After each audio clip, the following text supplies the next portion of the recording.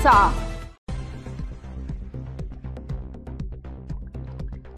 मालेगाव तालुक्यातील डोंगराळे येथे 3 वर्षे चिमुकलीवर झालेल्या अमानुष अत्याचारानंतर तिची निर्घृण हत्या करण्यात आली।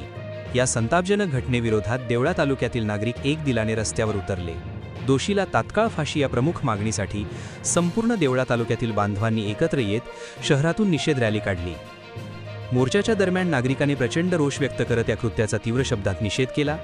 अल्पवयीन बालिकेवरील झालेल्या नृशंस अत्याचारामुळे संपूर्ण समाजमन संतप्त झाले असून पालकवर्गामध्ये मुलांच्या सुरक्षिततेबाबत भीतीचे वातावरण पसरले आहे।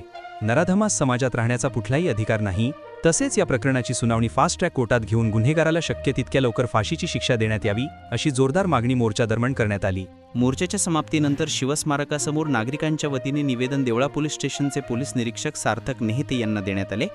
त्यानंतर हृदयद्रावक प्रकारात मृत्यू झालेल्या चिमुरडीच्या आत्मा शांती लाभावी म्हणून श्रद्धांजली अर्पण करण्यात आली। आवाज कसमदेचा वृत्तवाहिनीसाठी राकेश आहेर, चांदवड, देवळा।